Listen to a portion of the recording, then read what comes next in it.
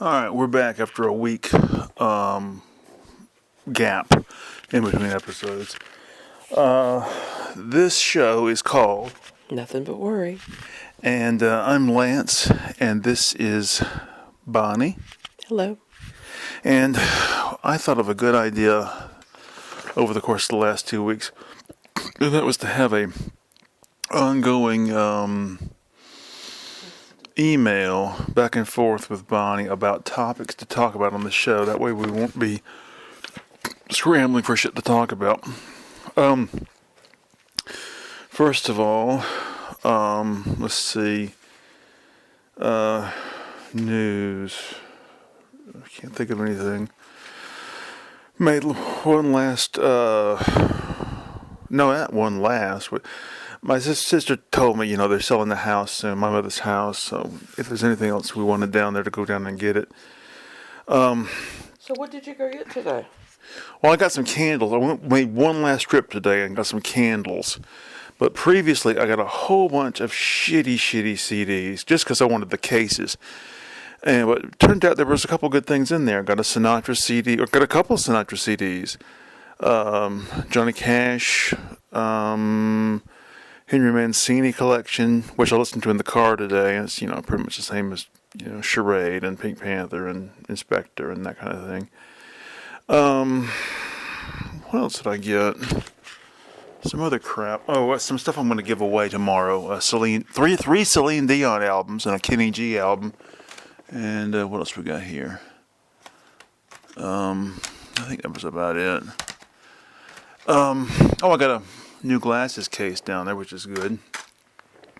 Oh, got a Errol Flynn box set of DVDs, but it didn't have Robin Hood in it, which I thought was bizarre. Yeah, it is.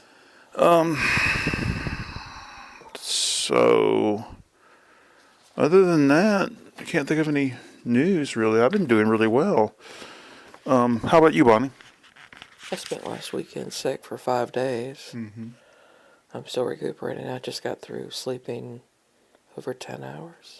Yeah, I was wondering when you were going to get up. It's 3-something in the morning now. Yeah, it was, I got really, really sick. If we'd had any money, I probably would have gone to see a doctor. I wish to God I could sleep 10 hours straight. All right, anything else before we begin with the topics? Just been another terrible week in America. Yeah, okay, I can't really see very well here. Get my glasses. Oh, reading. All right. I'll just read what I've written so far and we'll discuss. First one says here, and this plays into something we saw just today. Watching a video from an American man who moved to London 13 years ago. He came back for a visit and was shocked by how many varieties of food there were in American stores. He said shops. Cinnamon sugar bacon, for example. I say this is because despite just how much Jesus fills Americans' hearts with purpose and deep meaning, there is no deep meaning, and to fill their emptiness, Americans seek more and more sensation and excitement. Okay, let's discuss that first one. I think that it's reflective of us as a nation of immigrants. But what did we see just today on Stephen Colbert? I don't know. What are you referring to? Dr. Pepper flavored sausage. Oh, Jesus fucking Christ. I thought I was going to throw up at just the mention of it. Now, I think that we, as a nation of immigrants, bring in all these eclectic tastes. Yeah, and we keep trying all these different things. And we push the boundaries and the borders. If you go to any major American city, you find numerous international markets that cater to different communities from around the world. You've got a South African grocery, you've got an English grocery, you've got Chinese groceries, you have specifically Japanese themed stores, you have Koreatown. This isn't just some Asian market, no. You have specific to the different cultural aspects of different continents. And in Atlanta, where we like to go, there is all this stuff. Years ago, Lance discovered gochujang. We were at the Korean market that is now at the Gwinnett Place Mall. And you're like, ooh, ooh, what is this? And within 5 years, suddenly the internet had discovered gochujang. And then that Super Bowl halftime thing, everybody starts sharing recipes, and it was add gochujang, add gochujang, add gochujang. Yeah, but this is specifically about goofy shit that big corporations cook up. We're gonna mix Oh, that has to do pumpkin with spice Fifth in Avenue, with Madison beer or Avenue, and whatever, you know. everybody marketing. They're all the time trying these different twists. But some of this stuff is just vomit-inducing. Yeah, but yet Mountain Dew continues. And this It has guy, multitudes of flavors. this guy has lived in London for years, and London's an international city. I know they have a big Indian community and they have a big North African community, so they're exposed to international cuisine. Again, it may go to But the advertising aspects. Just what crazy nonsense can we mix? Think about all the different types of Doritos. Think about all the different flavors of Oreos, for example. Think about the fact we have a pumpkin spice season. yeah, I was thinking about something related, sort of related. There's a box at work where every year they have a food drive and the carriers collect food on their routes, and everybody always donates these off brands of stuff.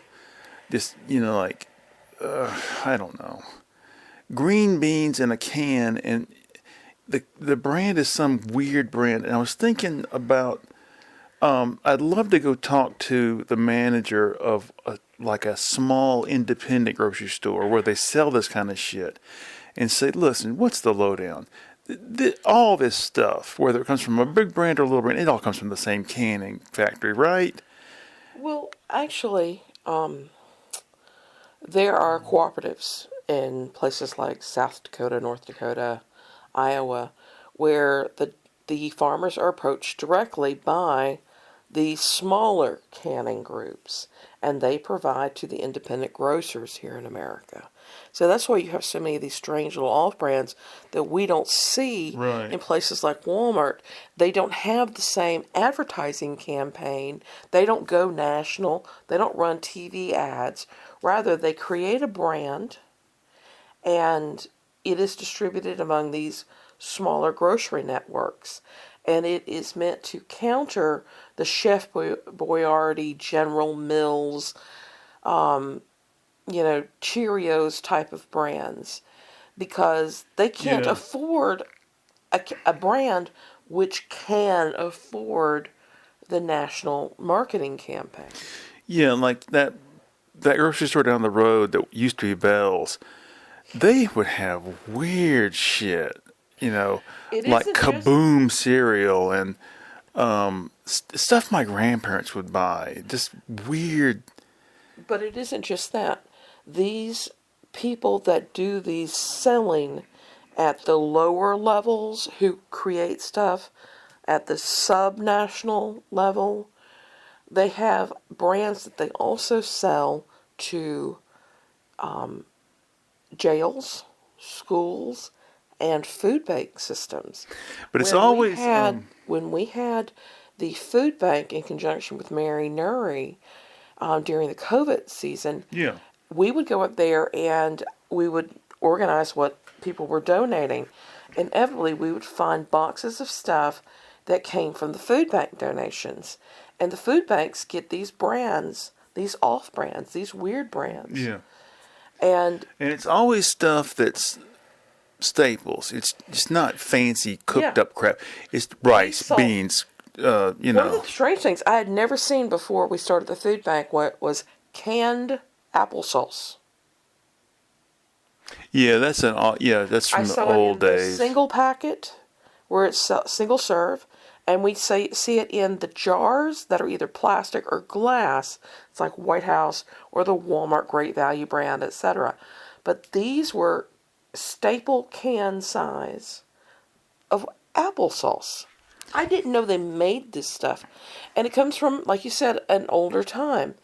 And it has to do with uniform standards and the ability to ship something in a cost-efficient manner. A can is less likely to break, to dent. It takes up less space. It's also a single size. You've got 4.5 ounces. At, it used to be 15.5. And they have a standard type of can size now. And it's just cheaper for them to just fill it with in a can. Back in the early 80s, I think I only saw this ad one time. There's an ad for Superman peanut butter. Oh my God. I vaguely remember. A little after I saw the ad, I was at my grandparents' house and they had a jar of it. It was the nastiest peanut butter I've ever eaten in my life. It tasted like candy. It was just bleh. Well, in our cabinets, I have an old collection of glass dinner glasses, and it has a base, a small stem, and then it opens up into this flared cup, and then it has a cross diamond pattern. It comes from a time in the 1950s when they would sell peanut butter in a jar. And this brand, it was Circus Top brand peanut butter, decided it wanted to promote itself by selling a set of dinnerware. Mm-hmm. And so they would put on this metal foil top on top of this glass, fill the thing with peanut butter, put the foil top on, and then when you were finished having the peanut butter, you washed it out. And you had dinnerware that was worthy of Sunday dinner. Yeah, my dad's mother had a set of glasses that were jelly jars. Jelly jars. We just bought Donna Maria, it wasn't mole, it was adobo sauce from Mexico, and it came in the cutest little glass. It's like a juice glass. It's like a juice glass. I'll tell you something else. That same grandmother had a set of drinking glasses that had the Looney Tunes characters on them, and I believe it was a promotion from. I think it was a promotion from some fast food place, and you'd go in there and you'd order and you'd get a free glass. Also, I remember being a kid, and they had Diz clothes washing detergent, and it would have a free rag, a free washcloth inside the box somewhere. And I think sometimes you get a box that would have glasses in it. You could get slowly over time you could pick up a whole set of dishware. Those days are gone now. My violent stepfather's parents came from the Tennessee-Virginia border. They were part of the group that was displaced when the TVA started filling in valleys. And so they were forced into the cities. They were extremely poor people, like made their own soap in the backyard poor. And he inherited from his mother, part of that displaced group, a whole set of formal dining set of dishes, Sunday wear sort of thing, and they were pretty thin bone china with a beautiful transferware rose pattern, pink roses. And she had turned in stamps at the store that she would get from the packages of, I don't know if it was flour or whatever, you would cut off the little coupon from the food package and you would send it in, or you would redeem it at the store. And it was a marketing thing so that you could get dishes that you otherwise could not afford. Yeah. And it made you brand loyal. I can't think of any gimmicky food that I actually turned out to like. We tried things when we were growing up, like the pizza flavored things and the ranch flavored things. It seems like when ranch became a staple flavor, Wishbone ranch, then they started marketing it into like Doritos and other sorts of things. That's true. But the cookies, I think, from Oreo are about the most we ever did with our kids. It's like, oh, those are birthday cake flavored, Or those are pumpkin spice, or one of our favorites, Girl Scout cookie season. Edie's Ice Cream had a campaign where they would swirl in the Girl Scout cookies with the ice cream. All right, the next topic is on a related note. He was amazed at how thrifting has become such a big thing and how much weird shit there was to buy in the thrift stores. Again, I think this is because there is no great sense of purpose to be found in Americans' most cherished beliefs, and so they seek out consume to fill their aching need for meaning. Absolutely. I think in Europe, they've pursued learning, socializing, reading, art, getting an advanced degree to fill their idle hours, but here those things are frowned upon. Yeah. So, there's that. They also have a longer tradition of embracing and celebrating culture. So you have museums there that are hundreds of years old, and you've got universities that are hundreds of years old. Here, we're lucky to have a land grant university from 1700s or 1800s or something, you know? You know, I've heard over the years, we just saw something today about the Trump administration being defeated in the courts in their attempts to roll back the student loan debt forgiveness program. And I've heard over the years conservatives say, well, college isn't supposed to be for everyone. Well, you look at Europe, I would say a larger percentage of people pursue post... Secondary degrees. Right, yeah. And sometimes it's just, I don't know. I mean, I think there's a career aspect to it. But of course, maybe some people just want to learn. Well, one of the things that you and I have discussed is the fact that we had this incredible boom in music after World War II because you had these countries that were completely decimated. And places like Britain said, okay, so we have to recreate, our whole society. And we're going to focus also on education and rebuilding it. And so you had people that became great musicians who were the students of music programs. Well, they dedicated music programs in their schools, dedicated art programs in their schools. Well, after the war, when Clement Attlee's government came in, it was a socialist government, and they pursued all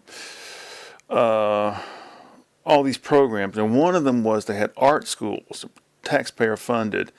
And a lot of those British invasion band guys had went to art school, and they met other like-minded musicians there. I mean, I think 2 or 3 of the Beatles went to art school. And did Ginger Baker come out of one of those school programs? I have no idea. I was thinking that he had learned drumming at school. I have no idea. All right, well, there's that. Let's see what else is on here. It's not as many topics as... Oh, here's one that Bonnie added. By the way, Jenny Jones has a great YouTube channel for cooking now. I don't know why that's on here, but... I don't know. It was a response to something you'd written. It was a response. But that's it. Okay. All right, let's see what the next topic is here. I'll tell you... We might run into this later. Oh, I know where it's in response to something further down. All right. Diane Keaton dead. How the milieu suggested by Annie Hall, etc., is appealing to me. All right.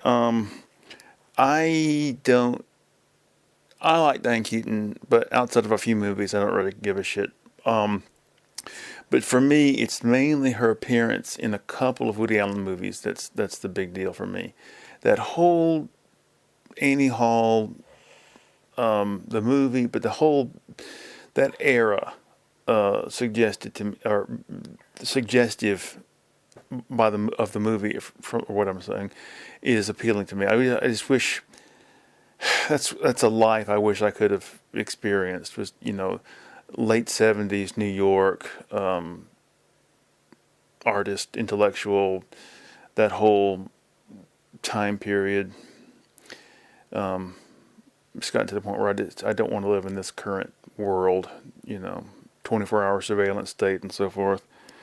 But anyway, anything to say about Diane Keaton dying? It's really funny. She's like a lot of actors. She went through different phases. In a later part of her life, she became associated with some director that is known for designing houses were having a house design movement or something, and she became the personification of that movement as well as having her separate Annie Hall period. I hadn't heard that. All right, number this next one. Ace Frehley is dead. His solo record was the best one, Knucklehead. I wrote Knucklehead because that is another example of something. I wish I could go back in time and just grab Ace Frehley and Peter Criss by the scruff of the neck and go, listen, you idiots. If you can just clean up your act and stay in the band, you have no idea what is coming down the road and how much more successful the band will be over the long haul. But they were just so mired in booze and drugs and just couldn't see the bigger picture, Anyway. So I found why the Jenny Jones comment came up. Yeah, I kind of figured further down when we talk about Kimmel. Yeah, because you start talking about people who step out of certain zones. And you mentioned that Jenny Jones got started by trying to be a contestant on as many game shows as she could. Just getting into the show business category. Who cares? We'll get there in a minute. So. Okay, the next thing here is discuss the two most recent cult albums. I finally got the last two cult albums on CD.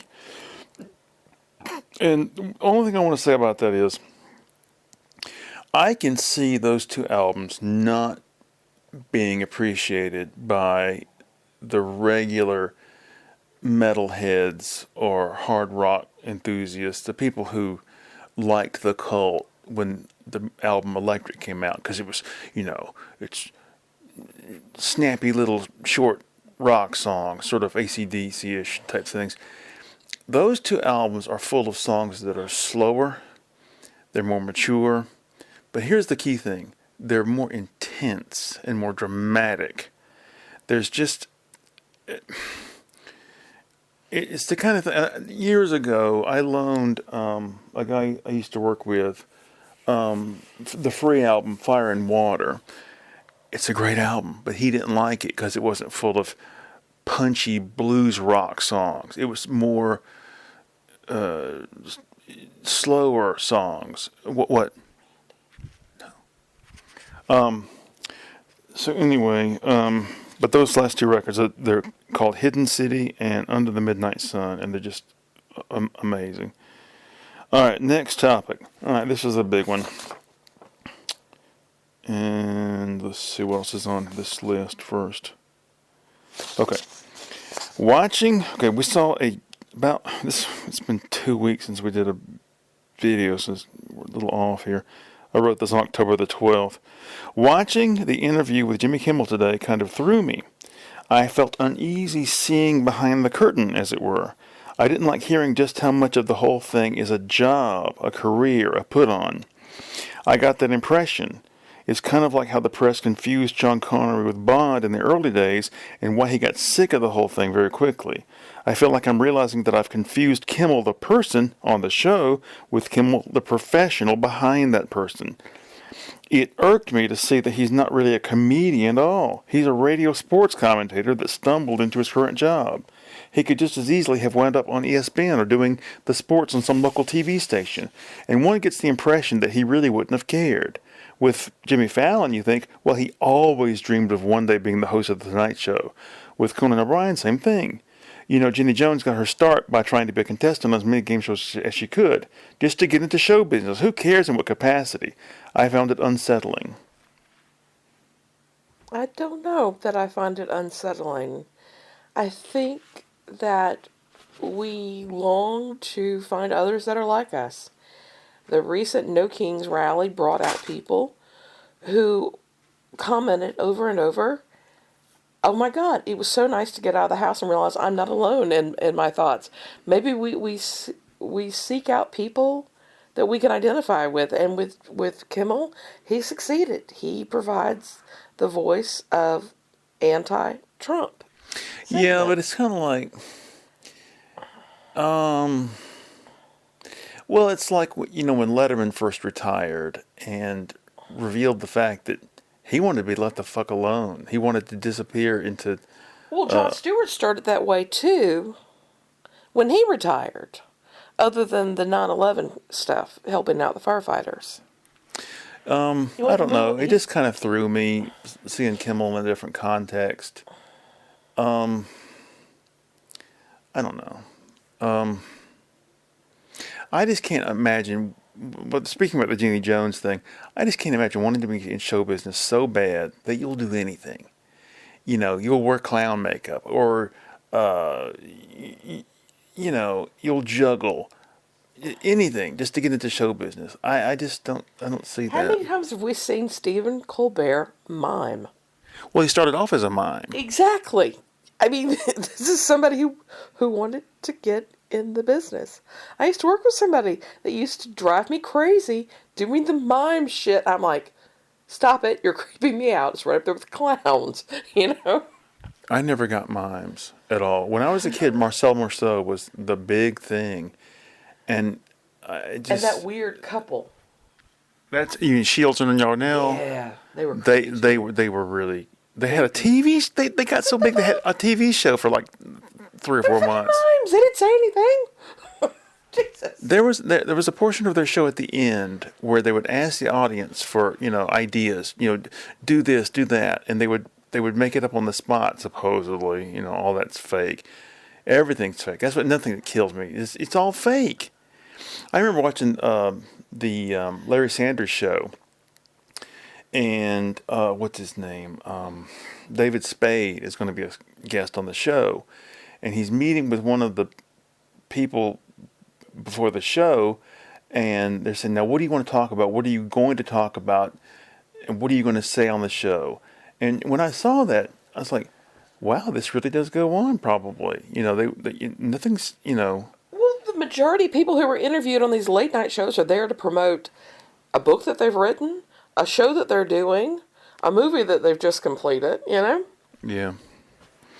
All right, what else is on here?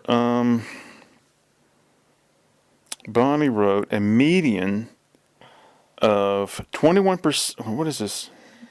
This is with regard to talking about how Americans don't travel. A median of 21% of Americans, I guess, have not traveled outside their home country. There are large differences by region, with Europeans especially likely to have been to a country other than their own. About two-thirds or more of every European nation surveyed have traveled outside their country. Yeah, and here in America, most people don't even have a passport. I traveled on my parents' passport when I was a child at age 13.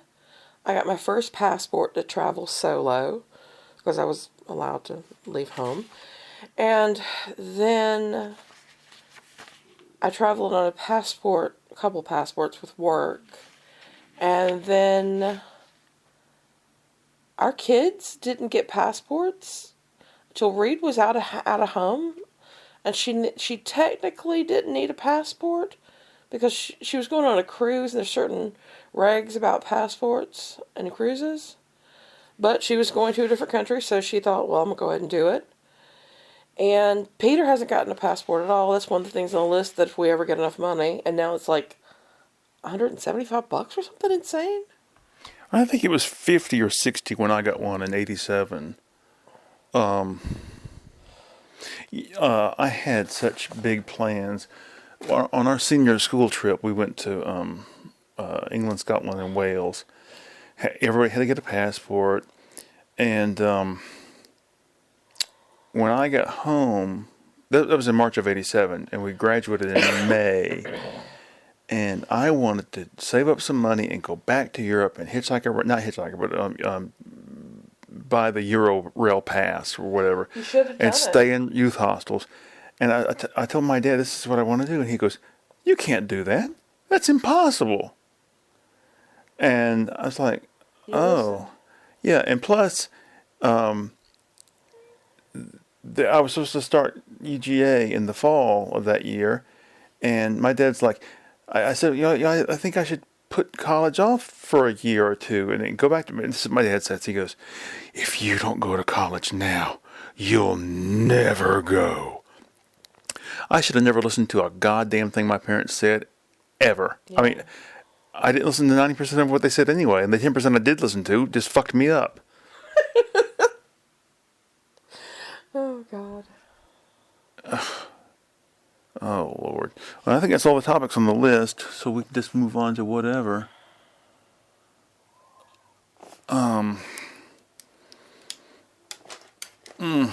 So, it's freezing in here. And It's 71 degrees according to the thermostat. I think the thermostat's wrong. It's a slight chill in the house. It's that point where the water, we're on a community well. The water has begun to get the coldness to it. When you walk outside, all the surfaces are cold, so you can't go out with bare feet anymore. I'm going to have to start sleeping with socks on my hands because I won't turn on the heat because I'm a cheap. it's too goddamn cold. I wake up with my hands hurting because they're so cold. Peter wears gloves on his hands sometimes. He has to put cream on his hands because his hands get so chapped. He has a thinness to him on certain parts of his body because of his illness, and so his hands get overly dry. So he sleeps with vanity gloves on. We'll get you some of those. I think some socks will be fine. I find just putting my hands under the covers helps. I can't sleep like that. I have to sleep with my hands up against up near my head. Yeah, I do too, and I put my hands in the covers near. I don't my know. head. They get cold. All right. What are these carnations doing in here? That is for Megan. Megan's coming over tomorrow, so Peter wanted to go and get her some flowers. Is that what that little pie is for too? Yes, it's a strawberry cream pie. For her? Yeah. Okay. I knew enough not to touch it. Good, you'd be dead. You'd be up there getting one at 8 o'clock in the morning to replace it. Well, I'll be leaving in the morning anyway because I got to go up to the CVS and pick They up don't a open prescription. till 9 or something, or 10. Yeah. You need to check the hours this time. Well, I don't know what's going to happen. I tried to go yesterday, and I don't know, is it some pharmacy guild rule that pharmacies have to close for lunch? No. I thought about that later. Nowadays, there's only one pharmacist on hand, and the pharmacist has to take a lunch. And certain things cannot be done while the pharmacist is not present. And the pharmacist assistants rely on the pharmacist to give professional information to customers who have questions, and he must be there to supervise when things are filled. And because they're so cheap, most pharmacies no longer have more than one pharmacist on staff. And that's why they end up closing, is because the pharmacist says, if you're paying me $80,000 to $120,000 a year, you're going to give me a designated half hour for lunch. I wish we were still going to Kroger for our prescription. They're terrible. They are absolutely terrible. Do you really want me to enumerate the ways they're terrible? No, but I just find CVS irritating. Well, I found it irritating when Kroger couldn't fill things repeatedly. And CVS can fill them because they keep things in stock because they anticipate that you're going to need it again. Where that CVS used to be a Revco, and I was thinking about something in connection with that just today. Some memory I had when I was a kid. The comic books? No, not the comic books. I used to get comic books there, especially Micronauts comics back when that was a thing. But I can't think what. It's something I can't remember now. Oh Lord. Anyway, I don't feel too well tonight. I just feel off a little bit. But anyway, Do I need to make you some food? No, not right now. Later. I just had 2 cups of tea. I'm going to be wired very soon. I got so much to do, and I don't know. So what else has happened? Uh, did you check your email just recently? Not much of it, no. Okay. Hadn't been up for long. I sent you a couple of things. What? Well, one was something I told somebody off on YouTube tonight. You gotta stop doing that. Stop engaging the fools. It's like dealing with your blank. Don't feed the trolls. Don't feed the monsters. Don't feed the tigers. Don't feed the assholes in your life. Well, this was somebody who had written something about. It was in response to the talk about Trump tearing the White House down. And this person wrote, "Good, Trump is bringing America back." And I just laid into him. Well, Nancy commented that it was the center of where women's activities took place, where the First Lady had her offices. And she found that to be offensive in that it's just like, for her, it was an attack on what little power women have had in the White House. Well, But for me, I find the destruction emblematic of what he's doing to the country. He's destroying the civil service system. He's destroying the unbiased, what should be an unbiased military. They're going and having political rallies at military graduations. well, I am amazed at how often more and more people's thinking aligns with mine in the comments I read online. In the past, a lot of the time, I would leave these comments because I wanted to get these thoughts into people's heads. And some people beat me to the punch tonight, talking about how the ballroom isn't a ballroom. It's going to be used for his coronation as king, and then later as a throne room. I mean, there's no other explanation for how goddamn big this thing is. Yeah, I'm envisioning the coronation of Napoleon at this point, the famous painting. Right. But one of the other jokes I saw online this week was the Jeffrey Epstein ballroom. Just to remind folks, it's yet another fucking distraction. But Mike Lukovic, the AJC editorial cartoonist, had an excellent cartoon where he drew the White House and then of equal size a huge funnel coming out of it where the ballroom would be. And the ballroom's going to be bigger than the White House. But the funnel that accessed the side of the White House had donations written on it and an arrow, like just throwing all the money in. And it's just yet another way for Trump to violate the Emoluments Clause, to receive more and more bribes, whether it's through the Trump cryptocurrency or through donations to the inauguration or his presidential library. But the thing is that people aren't waking up to your ideas. It's the fact that he has offended so many people at so many different levels. There's only one answer as to why all these corporations are willingly ponying up. It's because all of them are in cahoots. All of them. All of them know what's coming down. All of them know what's going on. They're getting ready to turn this nation into a corporate theocracy. And in many ways, it already is a corporation state.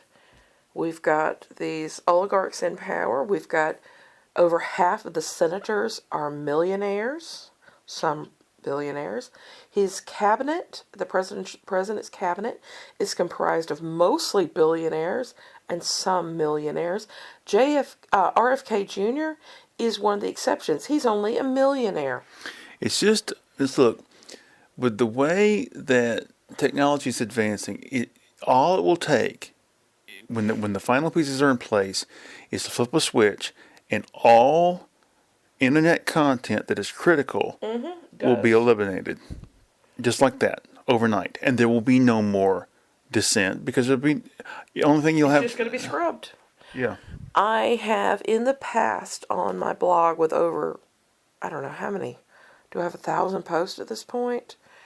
On my blog, I have over the years gotten an occasional notification that content has been removed for whatever violation. I don't know. I can't remember what it was. And it still exists in written form, but it goes from being published to non-published.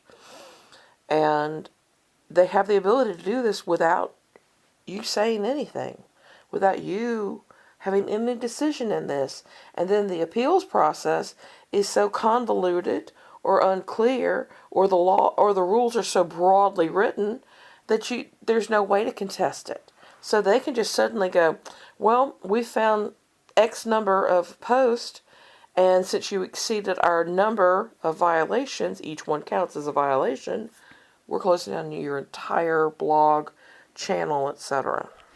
The guy who does the Truth to Power channel, Rob Groves, he said last week he promised if Nigel Farage wins the prime minister election, he's leaving the country.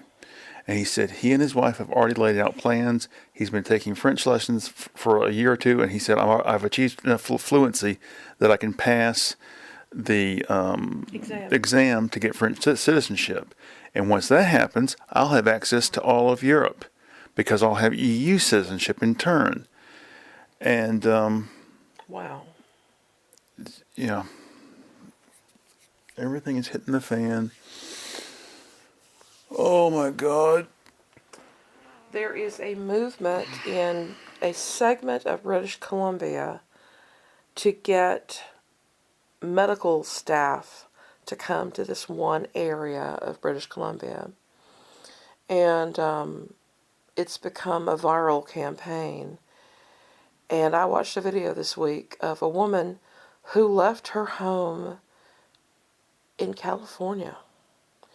She was an 18-year veteran of nursing, a single mom of a 13-year-old, and she went through the COVID crisis. And when Trump came to power and brought Kennedy the brainworm with him, she said, that's it, I've had it. Between surviving COVID and now this idiot, I've got to get out of the profession or I've got to find a way to leave. And she saw this campaign, and the video followed her and her son moving to this relatively remote area. I mean, it's got 50, 60,000 people in this town, and going to work for this hospital as a nurse.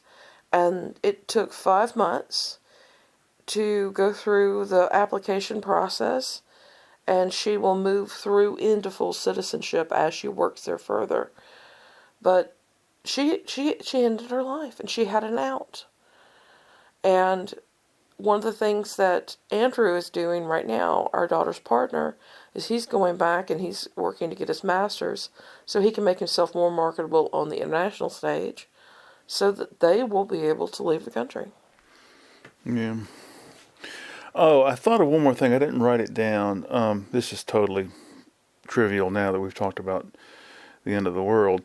But I was listening to my favorite Robert Plant album this week. It's Shaken and Stirred from '85. And it's one of those albums that the sound of it is so connected with the time that it came out. When I listen to it, it just immerses me back in the '80s all of a sudden, and it's a strange feeling to just be transported, like, mentally to that time period. And which is bizarre because in '85 I wasn't listening to anything current at all. I might have just started listening to old rock and roll, but I didn't listen to anything modern. I guess it was just the whole zeitgeist at the time, Miami Vice and all that. Speaking of which, I remember that Jan Hammer theme song to Miami Vice. It would come, and it had the opening of the show, and there's a part in the theme song where like these drums go da da da da da, and at that moment, this woman is walking by with a little tiny bikini on, and her boobs are kind of bouncing in time to the drums. I was watching it with my mother, and she went, "Mm-hmm."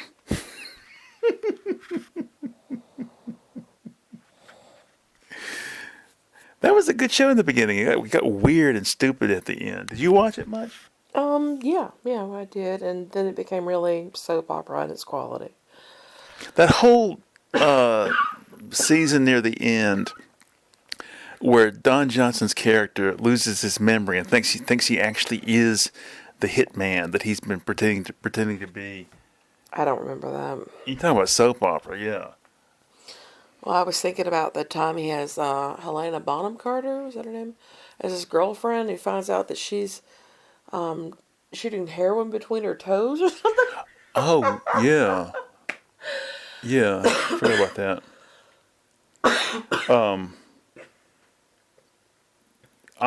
When that show ended, I thought, well, we'll never hear from Don Johnson again. I can't believe he continued to get work. I can't believe his daughter is now an actress. Her day in the sun is quickly coming to a close. Good riddance. Yeah. Hey, her mother was one that I think lived for too long in the spotlight. Wasn't her mother's Melanie Griffith? Is that her mother? I think so. God, Melanie Griffith, she looks horrible now. I haven't seen her in years, but last time I saw her, she looked like All the weird surgeries. a withered pumpkin. All the weird surgeries. A long, long time ago, I saw her on the Today Show. She was gonna, this is a live show, and she's gonna be interviewed for some movie. She was so fucked up on something. They would ask her a question, and she'd go, She was like the cross between Tatum O'Neal and Jennifer Tilly. Jennifer Tilly had personality, and that scene with her playing Jen in that movie. What was it? She's the mall of some gangster. that's Bullets Over Broadway. Is that what it was? Oh my! She was great in that. She was good in that. But Melanie Griffith, I never saw the point ever. Yeah. But anyway, so she kind of mumbles and stumbles at this interview, and after it's over, the person on the show goes, "Oh, well, that's okay. Melanie's a little tired today. It's early in the morning." No, she's fucked up on something. She's still in a cocaine rush from 4 a.m. I can't believe Antonio Banderas hitched his wagon to her, and she's just, ugh. Trash. I never saw the point of him either.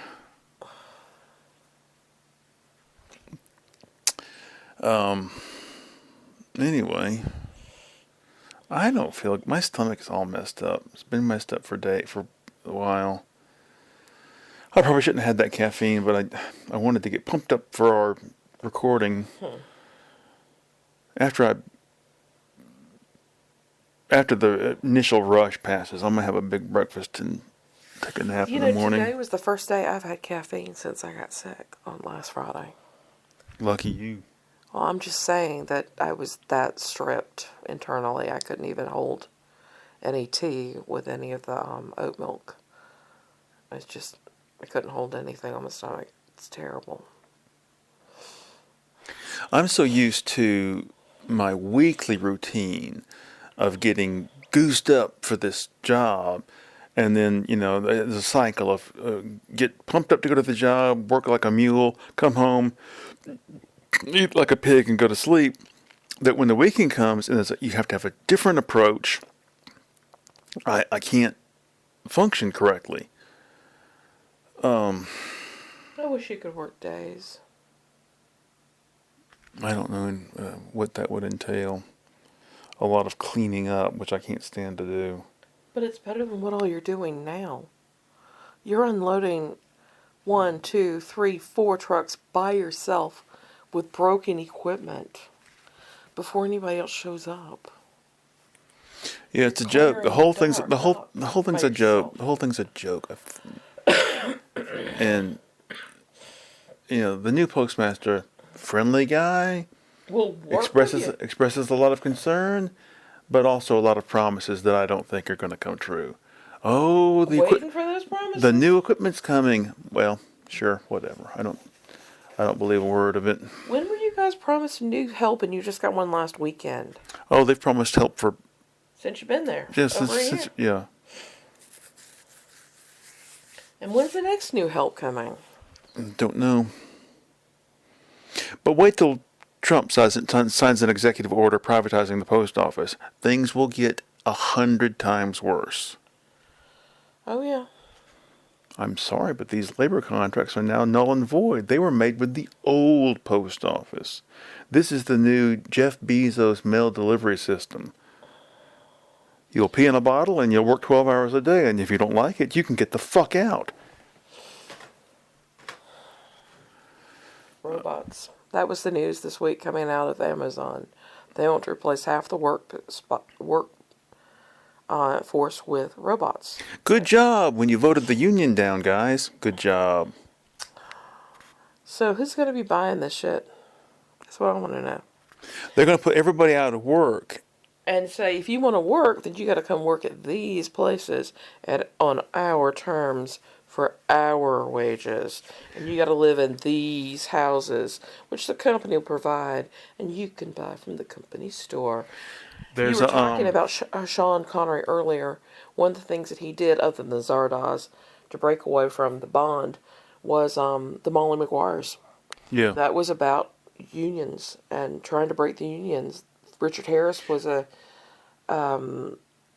what was the group? The well, bunkers, what it was, they were coal miners or something, and he was a spy sent in to break the union. Well, there wasn't a union. They were just agitating to get a rights. Union. Yeah, and he was Pinkerton sent in to become one of them. But over time, he comes to sympathize with them because he realizes how shitty their lives are. Their lives are. But there's a Jerry Harrison was a guitar player with Talking Heads, and he had a solo album called Casual Gods, and on the album cover is a picture of thousands of men in South America climbing up these makeshift ladders from a pit in the ground where they dig for flecks of gold.